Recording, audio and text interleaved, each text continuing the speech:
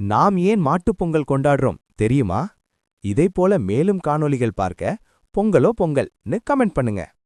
இது ஒரு பண்டிகை மட்டுமில்ல, நன்றியின் திருநாள். நாம் சாப்பிடும் ஒவ்வொரு அரிசி தானியத்துக்கும் வயலில் உழைக்கும் உழவனுக்கு துணையாக நிற்பது இந்த மாடுதான். உழவு போட, நிலத்தை தயார் செய்ய, விதை விதைக்க, அறுவடை செய்ய, எல்லா வேலைக்கும் அமைதியாகவும் பொறுமையாகவும் உழைப்பது மாடுகள்தான். நம்ம குடும்பத்தைப் போல நம்ம வாழ்க்கையின் ஒரு அங்கமாகவே இந்த மாடுகள் இருக்கின்றன. அதனால்தான் பொங்கல் திருநாளில் ஒரு நாளை முழுவதும் மாடுகளுக்காகவே ஒதுக்கி அவைகளுக்கு குளிப்பாட்டி அலங்காரம் செய்து மாலை மணி கட்டி இனிப்பு வைத்து நன்றி சொல்லி வணங்குகிறோம். இது கொண்டாட்டம் மட்டுமில்ல, நம்ம வாழ்க்கைக்கு காரணமான உயிர்களுக்கு நன்றி செலுத்தும் நாள். மாடு இல்லனா விவசாயம் இல்லை, விவசாயம் இல்லைனா உணவு இல்லை, உணவு இல்லைனா வாழ்க்கை இல்லை. அதனால்தான் மாட்டுப் பொங்கல் ஒரு பண்டிகை மட்டுமில்ல, ஒரு நன்றியின் திருநாள்.